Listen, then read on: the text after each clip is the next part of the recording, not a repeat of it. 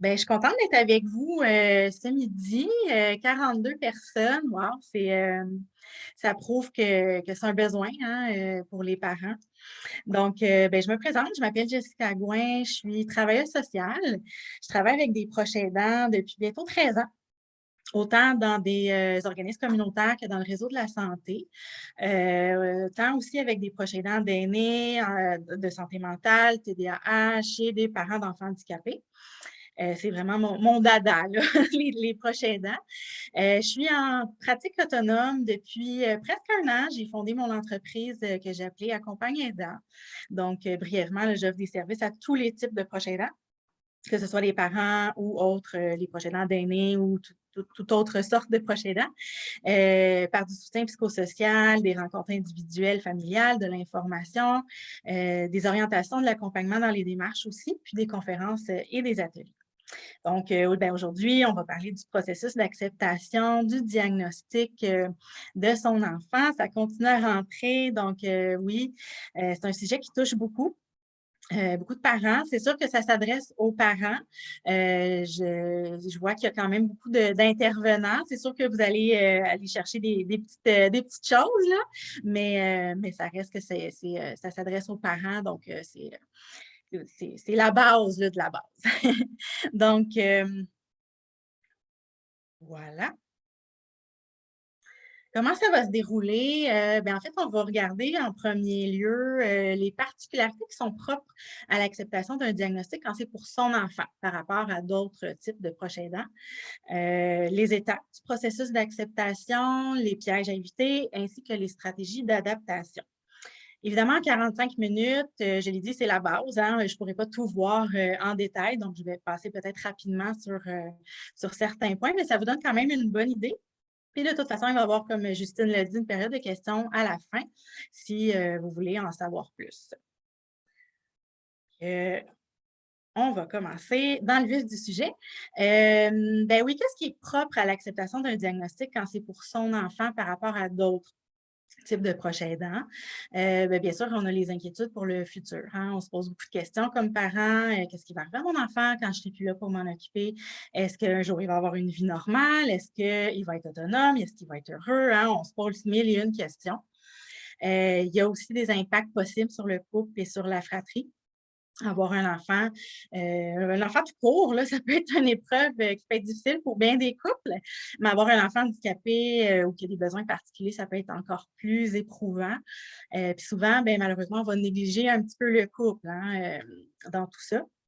Pour les parents aussi qui sont célibataires, hein, on ne pense pas beaucoup à ça, mais ça peut être un peu plus difficile de trouver un nouveau partenaire parce que, bon, on vient en paquet de 2, plus, dépendamment combien qu'on a d'enfants. Mais il faut aussi trouver quelqu'un qui va accepter tout ce que ça implique là, d'avoir un enfant qui a des besoins particuliers. Et bien, les frères et sœurs aussi, hein, les autres enfants qu'on a, on passe beaucoup de temps, beaucoup d'énergie avec les enfants qui ont plus de besoins, mais les autres enfants peuvent se sentir mis de côté un petit peu, même si c'est tellement pas notre intention. Mais tu sais, c'est difficile de trouver l'équilibre dans tout ça, hein, donc jongler avec tout ça. Ça vient aussi avec ben, le jugement, le regard des autres. Hein. Beaucoup de parents vont dire, je ressens comme, tu sais, moi, quand je sors, là, je vais à l'épicerie, puis mon enfant fait une crise, tu sais, je sens tous les regards sur moi, tu sais. Il y a comme une espèce de pression sociale aussi, un idéal de comment les enfants devraient être, comment les enfants devraient se comporter. Puis des fois, il y en a qui ont un certain malaise face à la maladie, soit parce qu'ils ne comprennent pas ou qu'ils ont peur de l'inconnu, mais pour le parent, ça peut être extrêmement difficile là, de jongler avec ça. Évidemment, il y a beaucoup de restrictions qui viennent avec le rôle de parent d'enfants handicapés, donc ça peut être très contraignant. Souvent, on va avoir un peu moins de liberté, de flexibilité que si notre enfant était neurotypique ou en santé, là, je dis en guillemets. Là. Euh, Parce que bon, hein, souvent même pour certains, ça va être à long terme. On sait qu'on va devoir, on ne pourra pas jamais dire je m'en vais faire une commission comme ça simplement. Donc, ça vient quand même avec des restrictions, un risque d'épuisement aussi, beaucoup de stress, d'anxiété qui est prolongé sur une longue période. À un moment donné, ça s'accumule. Ça vient aussi avec une charge mentale qui peut être élevée, souvent pas assez de répit. Donc, il faut faire attention aussi là, pour ne pas tomber dans l'épuisement. Puis beaucoup vont dire aussi qu'ils se sentent isolés, qu'ils se sentent seuls pour plein de raisons, soit parce qu'ils trouvent ça trop compliqué de sortir, parce qu'il y a trop de choses à penser, trop de choses à gérer, ou parce qu'ils n'ont pas envie d'affronter le regard des autres, de répondre aux questions des autres qu'ils peuvent avoir là, sur notre enfant. Donc, on va finir par s'isoler puis par moins sortir. Puis ça vient aussi avec bien les deuils. Quand on attend un enfant, on s'imagine toujours comment ça va se passer. On imagine les beaux petits moments, le fun et tout. Puis là, finalement, on se rend compte que c'est pas tout à fait ça. C'est pas tout à fait comme on le pensait. Donc, il faut faire le deuil de tout ça, de l'enfant idéal, en santé, des rêves qu'on avait pour lui. Mais aussi de notre liberté, je l'ai dit tantôt, souvent, ça vient avec beaucoup de restrictions. Notre vie sociale, des fois, qui peut en prendre un coup. Il y en a même qui vont quitter carrément leur emploi là, pour prendre soin de l'enfant parce qu'il y a trop de soins à donner, trop de rendez-vous, toutes sortes de choses. Donc, il faut faut faire le deuil de sa carrière, ou même des fois de promotion au travail, ou même de certains projets, retourner aux études, avoir une maison, voyager. C'est beaucoup de deuil qu'on a à faire, mais aussi de la vie familiale comme on se l'était imaginé. Vous savez comme moi que des fois, les petits moments simples de la vie qu'on pensait qu'ils seraient bien le fun peuvent rapidement devenir un cauchemar. Juste une sortie au restaurant ou bien une visite dans la famille, une tête dans une salle d'attente pour un rendez-vous. Tu sais, on ne s'imaginerait jamais, mais des fois, ça peut devenir quand même compliqué pour certains. L'heure du bain, les devoirs, le dodo, même la nuit. Il y en a qui dormiront jamais des nuits complètes sans avoir de besoin ou sans se réveiller. Donc, ça vient avec tous ces petits deuils-là à faire là, au quotidien. Pour traverser ces deuils-là, on va passer par un processus. On parle de l'acceptation, mais je dirais que dans le fond, c'est un peu plus une adaptation, dans le sens où c'est possible qu'on n'accepte jamais totalement à 100%, mais on peut quand même s'y adapter puis apprendre à bien composer avec, là, à bien gérer tout ça. Avoir un diagnostic pour son enfant, bien évidemment, ça peut être déstabilisant. L'objectif, ça va être de trouver un certain équilibre dans tout ça. C'est un processus qui se fait en plusieurs étapes, 5 ou 7, dépendamment des modèles théoriques. Les étapes vous allez voir, ressemblent beaucoup à celles du deuil, le deuil de quelqu'un qui est décédé. Puis je tiens à vous spécifier, là, OK, les étapes sont un modèle théorique. Ça décrit ce que beaucoup de parents peuvent expérimenter, mais bien sûr, dans la pratique, le processus peut être très différent d'un parent à l'autre. C'est pas nécessairement non plus linéaire, là, les étapes dans le même ordre. Il y en a qui sautent des étapes, il y en a qui reviennent en arrière. Donc, il faut garder en tête que ça donne une bonne idée là, de ce que c'est le processus, mais ça se peut que vous vous reconnaissiez dans certaines étapes, puis peut-être moins dans d'autres. C'est normal. Donc, le modèle qu'on va voir, parce que comme je le disais, il y en a plusieurs, c'est celui d'Evans et de Rotard. Si vous cherchez sur Internet, là, vous allez le trouver. Sinon, je vous ai mis à la fin des sources qui vont vous être envoyées. Après, là, comme Justine le disait. Donc, mais pourquoi qu'on se questionne par rapport au processus d'acceptation? Pourquoi qu'on parle de ça? En fait, ça permet de mieux nous situer comme parents, où est-ce qu'on est rendu, puis nous aider aussi à normaliser. On n'est pas seul à vivre ça. Les étapes qu'on traverse, c'est normal à travers la situation qu'on vit. À prendre un certain recul aussi, à nous donner espoir qu'on peut s'en sortir, qu'on ne restera pas dans les étapes les plus difficiles toute notre vie. Puis prendre aussi les moyens qui sont adaptés en fonction de où ce qu'on est rendu. C'est pas quand on est dans le déni que c'est le temps de faire des démarches là, vraiment d'aide et tout ça. Donc, on n'est peut-être pas rendu là encore. Fait que, on adapte un petit peu là, les stratégies qu'on va prendre en fonction de où est-ce qu'on est rendu dans le processus. Donc, la première étape, évidemment, c'est le choc. Généralement, l'annonce du diagnostic, l'univers familial au complet, comme on se l'imaginait, vient d'être chambardé. On dirait que la Terre arrête de tourner. Il y a plusieurs façons de réagir, dépendamment des personnes. Il y en a qui vont avoir des émotions très intenses, comme un espèce de coup de masse en plein cœur, là. D'autres, à l'inverse, qui vont avoir un blocage émotif ou carrément aucune réaction. vont sembler figés, déconnectés même, à la limite détachés, même si ce n'est pas nécessairement le cas. C'est juste que là, il est en train de processer là, le choc. Puis d'autres aussi vont se sentir soulagés, surtout ceux qui s'en attendent depuis un certain moment déjà. On va dire, ben enfin, on met des mots sur ce que mon enfant y a, on va enfin pouvoir mieux comprendre, le soutenir. Il y a peut-être des traitements possibles aussi. Donc, ça redonne un peu d'espoir. Puis en même temps, mais ça nous dit comme parents, il y a une explication médicale, hein. Tu sais, souvent, on se questionne, c'est-tu parce que j'ai pas bien fait ma job de parent? C'est-tu parce que j'ai pas bien élevé? Est-ce que, tu sais, ben non, il y a une explication qui est médicale à ça. Donc, c'est pas de ma faute, là. Puis aussi, ben, c'est pas moi qui vois des choses qui n'existent pas parce qu'il y a beaucoup de parents qui vont, se faire dire par toutes sortes de personnes, l'entourage: ben non, voyons ton enfant, il y a rien là, il est correct là», tu sais? Puis on dit: «Non, non, il y a quelque chose, tu sais, qui va pas», puis les autres, on dirait qu'ils nous croient pas, tu sais, plus ou moins. Donc des fois aussi, ça va nous soulager de dire: «Non, non, il y a quelque chose, on n'était pas fous». Hem Mais le choc, c'est une étape qui dure généralement pas très, très, longtemps, hein, ça passe assez rapidement. Il y a aussi, ben, en fait, qui va nous amener à la deuxième étape. Il y en a beaucoup qui vont passer par le déni, qui vont, nier le diagnostic, en tout ou en partie. C'est une étape qui est normale et attendue. Hein, on a l'impression: «Ah, je suis dans le déni, c'est pas sain», non, c'est pas sain si on est dans le déni trop longtemps, trop intense, là.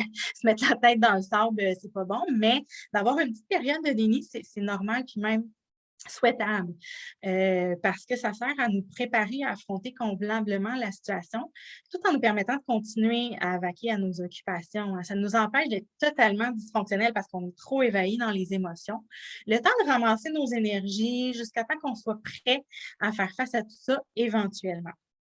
Encore une fois, il y a plusieurs façons de réagir. Il y en a qui vont rationaliser beaucoup, hein. Les personnes qui sont cérébrales vont dire, «Non, non, c'est pas si grave, son état est passager, il va guérir», on va beaucoup, rationaliser. D'autres vont remettre en doute carrément le diagnostic, vont pas vraiment y croire, chercher, un deuxième opinion, un deuxième avis médical, par exemple. Certains vont faire comme si de rien n'était ou vont mettre beaucoup, beaucoup d'énergie sur, toutes sortes d'activités pour, éviter de penser puis d'atténuer les émotions qui sont très intenses. Par exemple, on peut fuir dans le travail, dans l'alcool, dans les projets. Donc moi, j'appelle ça un peu s'étourdir, hein. On évite de ressentir des émotions qu'on n'est pas encore prêt à gérer. Et il y en a aussi qui vont s'investir de façon excessive et non réaliste dans une démarche de recherche de solutions à tout prix. Vont s'informer là, jusqu'à en devenir experts de la maladie. On est sûr qu'on va trouver un remède miracle. Donc, ça nous permet encore une fois de ne pas être dans la réalité qui est trop difficile encore là, à accepter pour le moment. Donc, c'est sûr que c'est OK de s'investir, hein, de s'informer et tout ça, de chercher des solutions. Mais dans la phase de déni, on n'est peut-être pas encore dans la recherche de solutions qui va être, réaliste là et durable aussi. Puis à un moment donné, ben, on se rend compte que le diagnostic est toujours réel, notre enfant est toujours malade, la douleur est encore présente. Donc on va entamer, la troisième étape qui est le désespoir. Hein, malgré tout le déni qu'on a pu avoir, ça finit par nous rattraper. Mais aussi douloureux que ça puisse être, l'étape du désespoir, c'est un bon signe parce que ça veut dire qu'on avance, ça veut dire qu'on est maintenant prêt à mieux faire, face à tout ça. Donc c'est quand même une bonne nouvelle, même si bon, sur le coup, on ne le voit pas comme ça. Plusieurs façons, encore une fois, de réagir. Il y en a qui vont avoir des sentiments très ambivalents. On va espérer un regret, un progrès, désolée du lapsus, mais on doute, de la pertinence des interventions, hein. On y croit plus ou moins. On peut même perdre carrément notre motivation. On a l'impression qu'on a perdu la bataille, qu'on a tout essayé. On est très découragés. Puis il y en a aussi qui vont voir apparaître des sentiments négatifs envers leur enfant. Tu sais, une espèce de ressentiment qui va, souvent automatiquement engendrer de la culpabilité, hein. On va dire: «Ben voyons donc, je peux pas en vouloir à mon enfant là, c'est pas de sa faute, hein». Fait que, on va se sentir coupable de ça, mais tu sais, c'est normal. On est des humains, on n'est pas des robots là, c'est normal qu'on ait des émotions de toutes les sortes. Donc, voilà. Puis, ben, c'est ça, en parlant des émotions, hein, et ça peut venir avec une grande tristesse, beaucoup de détresse, du découragement, mais aussi un sentiment d'impuissance, d'injustice. Voyons, pourquoi ça m'arrive à moi? Pourquoi ça arrive à mon enfant? De la colère, hein, même des fois, on va se sentir un peu amer envers les autres parents qui ont des enfants en santé. On peut aussi être épuisé parce que, bon, c'est le désespoir, c'est une période qui est assez difficile, assez douloureuse là, à traverser. Mais la bonne nouvelle, c'est qu'on s'en sort à un moment donné. Donc, on va amorcer ce qu'on appelle le détachement. C'est la quatrième étape. C'est une période de transition entre le désespoir et l'acceptation. Avec le temps, les émotions vont devenir de moins en moins intenses, de moins en moins envahissantes. Souvent, le fait d'avoir beaucoup souffert va nous amener à vouloir nous prendre en main, hein. Tu sais, souvent, on dit: «Il faut toucher le fond pour mieux remonter». C'est un petit peu ça qui se passe là, avec l'étape là du désespoir. Et on va être vraiment dans le commencement d'une acceptation qui est réaliste, qui nous amène à la cinquième et dernière étape, qui est l'adaptation ou l'acceptation, là, dépendamment, comment qu'on l'appelle. On va avoir une perception qui est plus claire, plus cohérente de la situation. On va reconnaître aussi le potentiel, mais aussi les limites de notre enfant en ajustant nos attentes, nos espoirs aussi de façon réaliste. On va souvent avoir une meilleure confiance en nous-mêmes, en l'avenir. On va être plus prêt à composer avec la situation de notre enfant, puis à faire ce qu'il faut pour l'aider. On va changer souvent nos objectifs de vie aussi en fonction de la nouvelle situation. On va trouver un sens à ce qui nous arrive. On va se mettre en action, hein. On va réorganiser notre quotidien. On va chercher des solutions qui sont durables. Donc, on est dans un retour à un certain équilibre. Évidemment, l'équilibre ne sera jamais ce qu'il était avant. Mais c'est quand même notre nouvelle réalité, c'est notre nouvel équilibre. Là, on est dans les actions concrètes, on avance.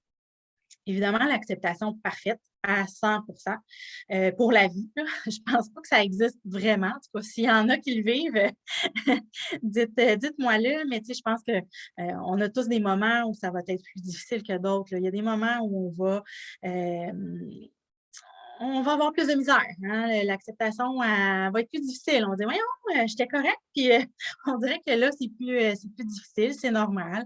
Puis tu sais, même si c'est pas parfait, ben l'important, c'est que les choses deviennent un petit peu plus faciles avec le temps. On n'est plus dans les montagnes russes d'émotions tout le temps, constamment, comme on l'a déjà été dans les premières étapes. On sait un petit peu plus aussi où est-ce qu'on s'en va avec, tout ça.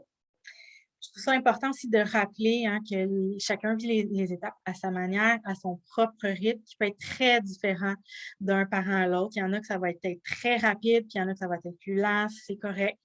Toutes les façons de vivre les étapes sont correctes.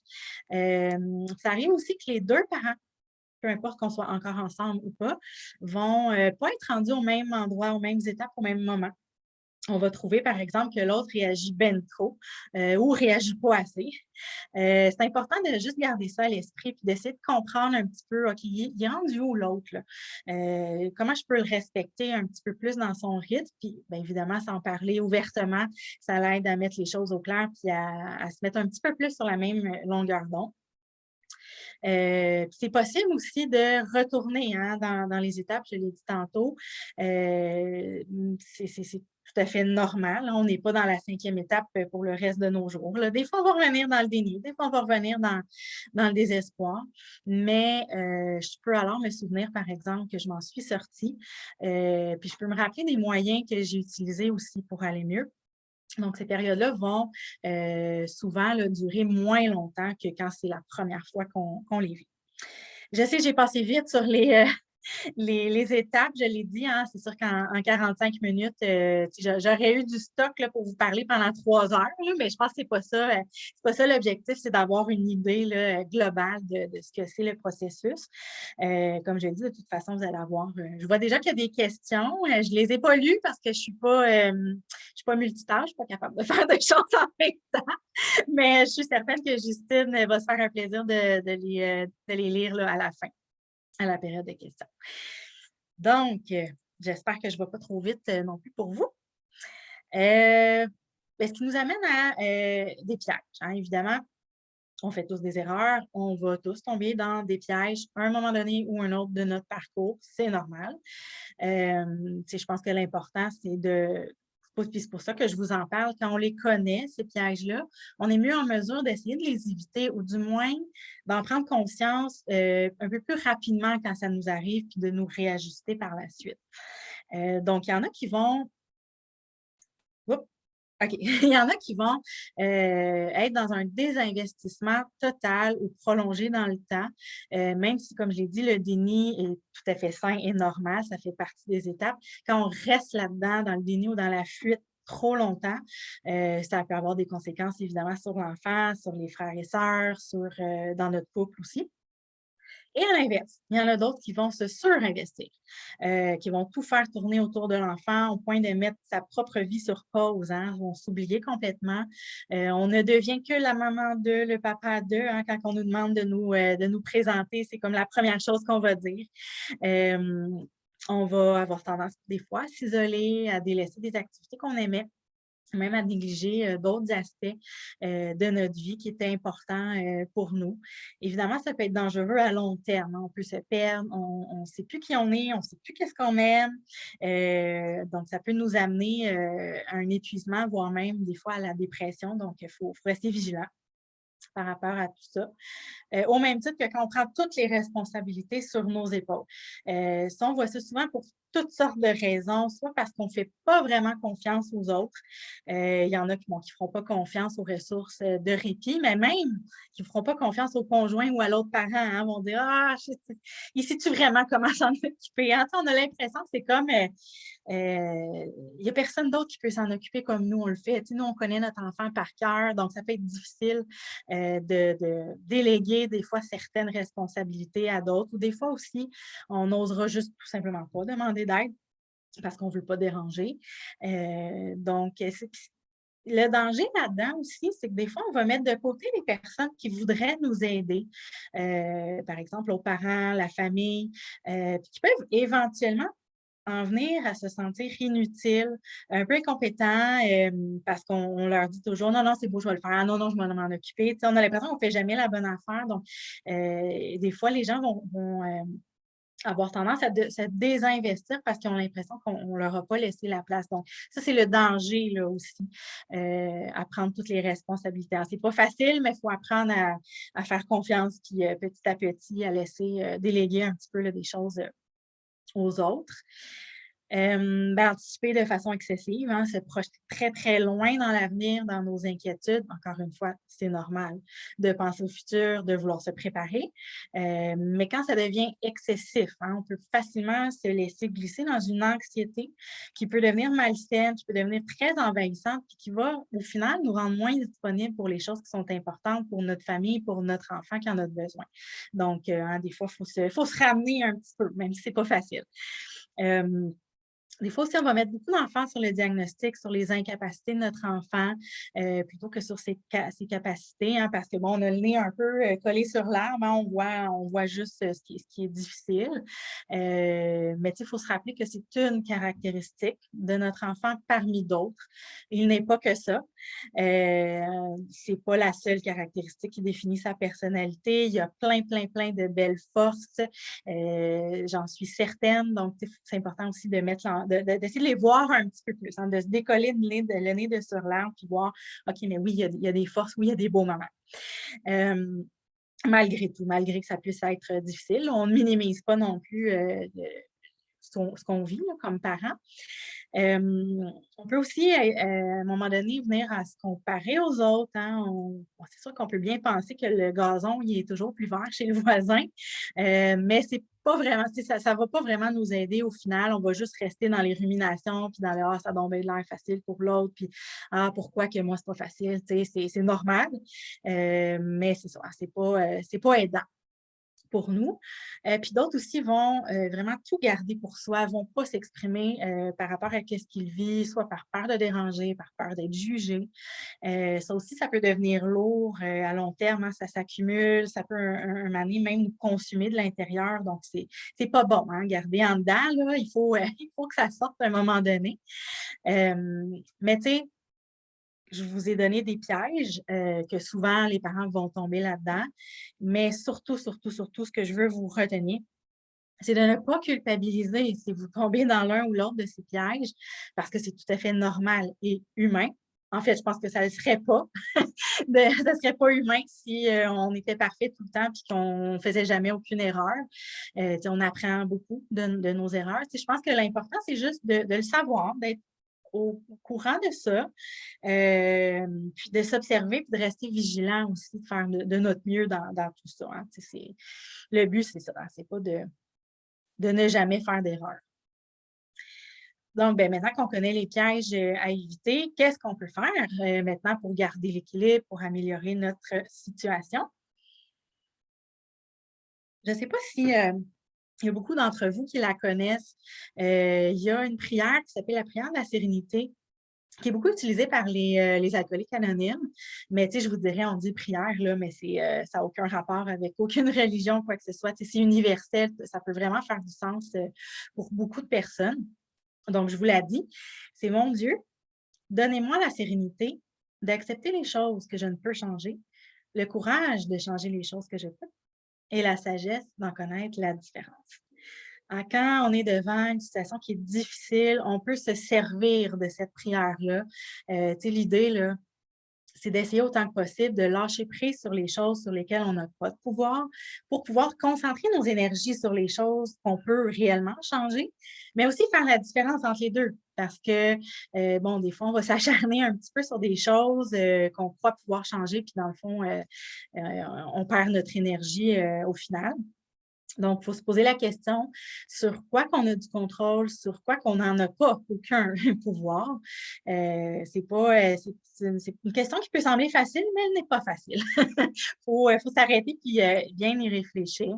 Mais évidemment, on n'a pas de contrôle sur la maladie de notre enfant, ni sur son évolution, sur les comportements que notre enfant peut avoir, sur les réactions, le regard, le jugement des autres, sur les imprévus qui peuvent être très difficiles quand on a un enfant, surtout neuroatypique. Hein. Des fois, le changement de routine, ça peut être difficile, mais des fois, on ne le prévoit pas tout le temps. Puis, on n'a pas de contrôle non plus sur le futur, sur comment les événements vont se dérouler et sur plein, plein, plein, plein d'autres choses. Il y a un adage qui dit: «Aucune quantité de culpabilité ne peut changer le passé, aucune quantité d'anxiété ne peut changer le futur». Je ne sais pas qui a écrit ça. Si jamais vous connaissez l'auteur, je suis preneuse. J'ai cherché sur internet, mais je n'ai pas trouvé. Mais je trouve que ça fait tellement de sens. On aura beau s'inquiéter à propos de plein de choses. En bout de ligne, ça ne changera pas grand-chose sur la finalité, à part peut-être nous épuiser dans le processus. Donc, des fois, c'est d'essayer de prendre un peu de recul par rapport à ça. Hein, qu'est-ce qu'on fait avec ces choses-là qu'on ne peut pas changer finalement? En prendre conscience, c'est déjà un premier grand pas. Un deuxième pas aussi, ben, c'est de lâcher prise. Je sais, lâcher prise, vous l'entendez partout, partout. Tout le monde nous dit de lâcher prise. C'est un concept qui est très in, très à la mode, hein, mais au final, c'est quoi lâcher prise? Comment qu'on fait ça? C'est pas facile. Lâcher prise, je ne vous cacherai pas que c'est la partie la plus difficile. On va en reparler un petit peu tantôt. Mais je pense que ça commence par des prises de conscience, hein, de juste réaliser toute l'énergie qu'on peut perdre à vouloir changer des choses sur lesquelles on n'a pas de contrôle. Puis dans un deuxième temps, d'avoir l'ouverture aussi, puis la volonté de vouloir lâcher prise, de vouloir changer nos perceptions, nos attitudes, parce que c'est un peu ça aussi lâcher prise, hein, c'est de changer un petit peu l'angle sur laquelle on voit les choses. De prendre chaque jour comme il vient, faire avec du mieux qu'on peut. Et surtout se pardonner, accepter nos erreurs, nos sentiments, nos impatiences. C'est OK d'avoir de la peine, de se sentir en colère, d'en vouloir au monde entier des fois. C'est OK de ne pas être le parent parfait qu'on aurait voulu être, d'avoir des moments qui nous échappent, qui sont plus difficiles, d'avoir des moments où on est plus impatient, plus irritable. C'est OK aussi de se sentir anxieux, d'avoir peur de l'avenir. Comme c'est aussi OK de ne pas se sentir comme ça. Je pense que l'idée, c'est de se foutre la paix, hein. On peut-tu se lâcher patience, là? Puis, on a souvent des attentes très exagérées à notre égard, hein, mais on est humain, on n'est pas parfait et c'est tant mieux comme ça aussi. Si on était tous parfaits, la vie serait un peu plate. Hem Ben c'est ça, hein, je l'ai dit tantôt, lâcher prise, c'est difficile, ça prend du temps. Je dirais même que c'est pratiquement impossible de lâcher prise à 100 tout le temps. C'est pas quelque chose qu'on fait une fois, puis c'est fini, hein, on a lâché prise pour le reste de nos jours. Malheureusement, ça marche pas comme ça serait le fun. Mais tu sais, tout ce qu'on peut faire, en fait, c'est d'essayer de choisir, de lâcher prise du mieux qu'on peut à tous les jours, hein. C'est une décision qu'on prend à tous les jours de dire: «OK, aujourd'hui, je vais faire de mon mieux pour lâcher prise». Si on n'y arrive pas, c'est pas grave, on fait de notre mieux. Puis il faut se rappeler aussi que notre capacité à lâcher prise peut fluctuer dans le temps en fonction de nos ressources, en fonction de nos épreuves. C'est possible qu'on soit arrivé à lâcher prise à un moment donné de notre vie, puis que, whoop, là, il arrive quelque chose, puis Colin, j'y arrive plus. Comment ça se fait? C'est normal. Il y a des situations sur lesquelles on va arriver plus facilement que d'autres à lâcher prise, puis des moments de notre vie aussi, où ça va être plus facile que d'autres. Mais tu sais, l'idée, hein, c'est d'être patient, bienveillant envers nous-mêmes, de ne pas nous mettre la pression pour lâcher prise, ni de nous taper sur la tête si on n'y arrive pas, parce que ben, ça serait un peu contre-productif. Mais tu sais, l'idée, c'est de tendre le plus possible vers ça. Éventuellement, les choses deviennent un petit peu plus faciles là, avec le temps. Il faut voir vraiment chaque petit pas compte. Même si des fois, on trouve qu'ils sont très petits, nos pas, mais chaque pas compte, c'est important. Hem, ben, lâcher prise aussi va nous permettre de nous concentrer nos énergies sur les choses qu'on peut changer, hein, parce que là, on ne met plus nos énergies sur des choses qu'on ne peut pas changer. Donc qu'est-ce qu'on peut changer? Ben, nos perceptions, nos attitudes. On peut essayer de prendre, les choses un jour à la fois, autant que possible, de profiter des petits moments de bonheur, hein, parce que malgré les difficultés, il y en a plein des petits moments le fun avec notre enfant, des beaux côtés aussi qu'on va vivre, donc hein, de profiter de ces moments-là, de mettre plus d'emphase aussi sur ses forces, sur son potentiel de notre enfant, de choisir nos batailles, de réfléchir aussi, remettre en question certaines de nos priorités, qui sont différentes souvent de qu'est-ce qu'elles étaient avant, mais qui sont en fait sont seulement nouvelles, hein. D'avoir confiance en nous aussi, en nos capacités. On a tellement plus de ressources que ce qu'on pense. Souvent, là, on se croit pas capable de tellement, puis finalement, on vit des épreuves, puis on dit: «Aïe, aïe, OK, j'en avais plus que je pensais des ressources». Fait que, tu sais, faut rappelez-vous de ces moments-là, des épreuves difficiles que vous avez traversées, parce qu'on en a tous traversé des épreuves.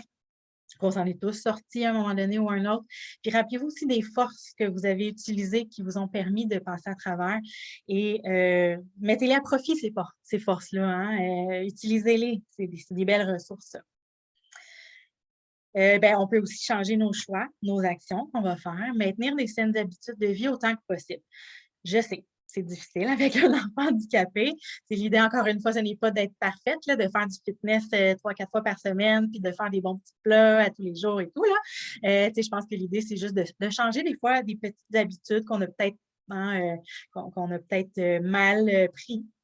Des petites choses, faire les bons choix finalement, graduellement au quotidien, ça peut aider. Tu sais, c'est important de tu sais, ça a l'air banal, ben oui, les saines habitudes de vie, là, je le sais, là, mais c'est important de prendre soin de soi, de notre santé, si on veut avoir l'énergie aussi de continuer à prendre soin, de notre enfant.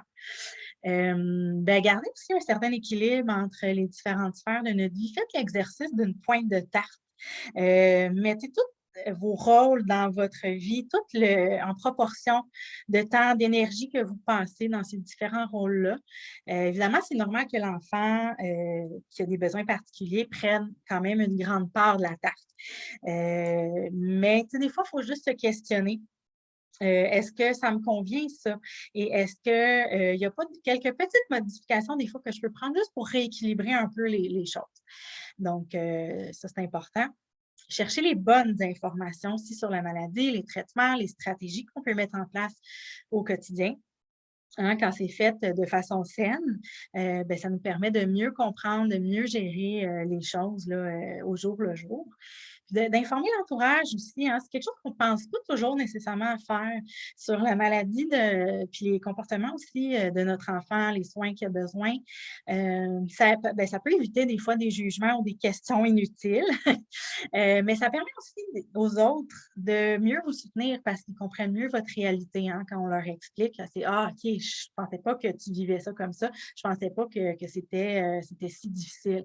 Donc des fois, ils vont être plus, enclins à vous soutenir. Et bien, c'est important aussi de s'entourer, de maintenir un réseau social, de demander de l'aide, de ne pas avoir peur de demander de l'aide à notre entourage, hein, pour ne pas finir par s'isoler. Puis c'est sûr que c'est important aussi de choisir les personnes à qui on va demander de l'aide. Puis on ne demandera pas nécessairement non plus le même type d'aide, dépendamment de chaque personne qu'on a dans notre entourage, hein. On ne demandera pas à notre mère, par exemple, la même chose qu'on demanderait à notre frère, tu sais. Donc, faut aussi voir en fonction de tu sais, chaque personne qu'on connaît, ils ont toutes leurs forces, ont toutes leurs réalités, ils ont toutes leurs limites. Donc, tu sais, c'est de voir, ben, qu'est-ce que je peux demander à qui? Donc, des fois, c'est de varier aussi notre réseau d'aide. Prendre soin de soi, continuer de faire des choses qui nous font du bien, des moments de répit, du temps pour soi en couple. Ça aussi, je le sais, vous l'entendez tout le temps. Prenez soin de vous, c'est important. Je sais que c'est pas facile. Je sais qu'au début, ben, surtout au début, mais ça vient souvent avec une culpabilité. Mais on peut la surmonter, cette culpabilité-là, petit à petit. Je donne toujours l'exemple, probablement que plusieurs d'entre vous l'ont déjà entendu, mais je trouve que c'est tellement parlant, le masque en avion. Hein, quand on s'apprête à prendre l'avion, on nous explique les consignes de sécurité. Ah, si jamais il arrivait quelque chose, on avait besoin d'oxygène, il y a un masque qui va tomber devant. En fait, on a tous un masque qui va tomber devant chacun de nous. Puis qu'est-ce qu'ils nous disent toujours? Hein, est-ce qu'ils nous disent de mettre le masque à d'autres personnes en premier? Non, ils vont toujours nous dire de mettre notre propre masque en premier, ensuite aux personnes qui ne seraient pas en mesure de le faire elles-mêmes. Pourquoi? Mais parce que si moi, je viens à manquer d'oxygène, avant que j'aie eu le temps de mettre moi mon propre masque, ben, je ne serai plus en mesure d'aider la personne qui va en avoir besoin. Donc, c'est la même chose pour les parents. Si je ne prends pas soin de moi, je ne recharge pas mes batteries de temps en temps, ben, je ne serai peut-être plus en mesure de m'occuper de mon enfant de la façon que je le souhaiterais, hein, avec la disponibilité et le calme, la patience que je le voudrais. Tu sais, en fait, c'est un cadeau prendre soin de soi, que vous faites à vous-même, mais que vous faites aussi à vos enfants, hein. Donc, tu sais, des fois, on se sent coupable, là, mais on le fait aussi pour nos enfants. Hem, Identifier les émotions, c'est pas facile, hein, savoir, OK, ça brasse, là, mais qu'est-ce que je vis moi en dedans? De les exprimer aussi, de s'autoriser à les vivre, pleinement. Souvent, on se sent coupable, on ne se sent pas légitime de ressentir des émotions, hein. Mais voyons, tu sais, je peux pas me sentir, en colère, ou triste ou, avoir du ressentiment alors que mon enfant, il est malade, puis bon, tu sais, c'est lui qui est important, hein. Tu sais, c'est comme si on ne se sentait pas, correct d'avoir des émotions. Puis parfois, on va préférer les mettre de côté pour pouvoir, continuer de fonctionner, ou parce que simplement on a peur qu'elles nous envahissent, complètement, nos émotions. Puis c'est OK, dans une certaine mesure, dans certaines situations, c'est correct de dire: «Bon, ben là, j'ai des choses à faire là, aujourd'hui, je vais continuer de faire, mes tâches là, quotidiennes», donc de mettre un petit peu de côté nos émotions de temps en temps, c'est correct. Mais il y a des moments, à un moment donné, où inévitablement il va falloir qu'on se permette de les exprimer, de les vivre, parce que sinon, tôt ou tard, elles vont finir par nous rattraper, hein. Tu sais, une émotion, c'est comme un enfant qui a besoin d'attention. Tant qu'on ne lui aura pas donné, l'émotion va continuer à revenir à la charge parce qu'elle veut se faire entendre, elle a quelque chose, un message à nous dire. Donc, même si ce n'est pas facile, c'est important des fois de s'arrêter et de dire: «OK, c'est correct. J'ai de la peine, c'est correct. J'ai besoin de pleurer, c'est correct». Puis des fois, ben, on va avoir besoin aussi d'une aide extérieure pour y arriver.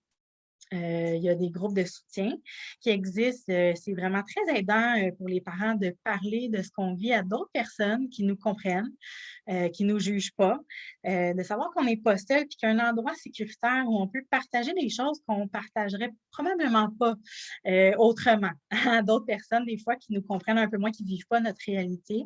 Puis ça nous permet aussi de bénéficier, du soutien, de l'expérience, des autres parents.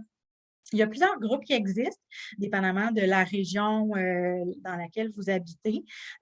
Aussi en fonction du, handicap de votre enfant, hein, il y a plusieurs associations là, par exemple la Société de l'autisme et tout ça.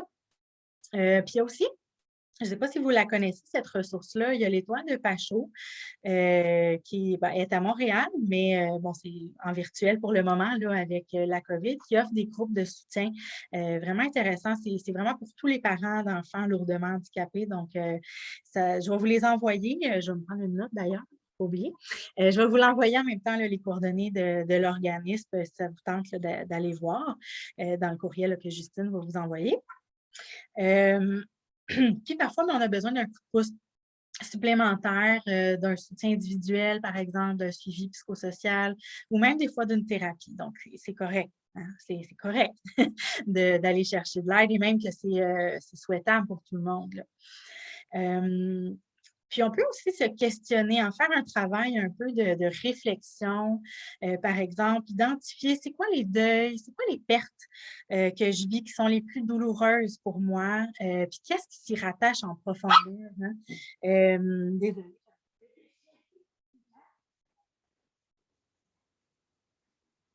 OK, désolée. Je l'avais dit à Justine en plus, ça se peut que ça arrive là, parce qu'il est bébé, puis des fois, c'est comme nos enfants, ça. Bon, c'est bon. Attention donnée, il devrait être calmé. Donc, oui, qu'est-ce qui s'y rattache en profondeur à nos pertes? C'est quoi qui est le plus difficile pour nous à accepter et pourquoi? C'est quoi nos craintes? Mais aussi, c'est faire un tableau, hein? C'est quoi les aspects, oui, négatifs qui sont difficiles dans notre situation, mais c'est quoi aussi les aspects qui peuvent être positifs? Parce qu'il y en a. Il y en a, on ne les voit pas toujours, mais des fois, ça vaut la peine de faire ce travail-là. Ça nous permet de prendre un certain recul.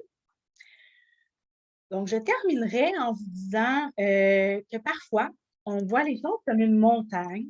On pense qu'on ne va jamais y arriver, qu'on n'a pas les ressources nécessaires. Puis oui, le processus d'acceptation du diagnostic d'un enfant peut être long, peut être ardu. Mais c'est sûr que si on regarde l'ensemble aussi du processus, c'est vrai que ça peut sembler gros. Mais posez-vous la question, un peu étrange et farfelu, mais que j'aime bien. Comment mange-t-on un éléphant?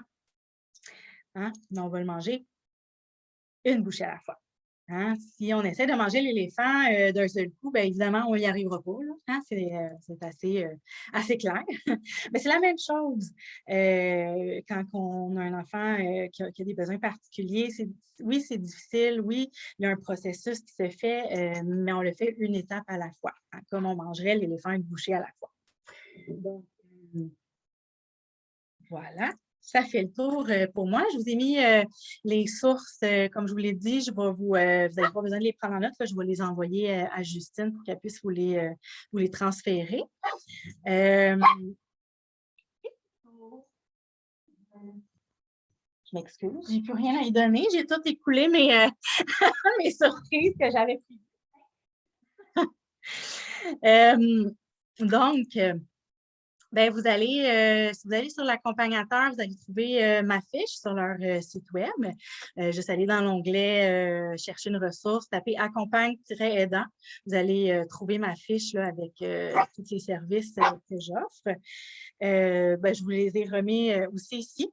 Donc, n'hésitez pas à me contacter hein, si jamais vous souhaitez aller un petit peu plus loin dans le processus d'acceptation, si vous ressentez le besoin d'un suivi pour n'importe quelle autre raison. Il y a plusieurs motifs de consultation, par exemple pour prévenir ou diminuer l'épuisement, les impacts sur la fratrie, les frères et sœurs, la communication entre parents qui peut être des fois difficile, comment on travaille en équipe.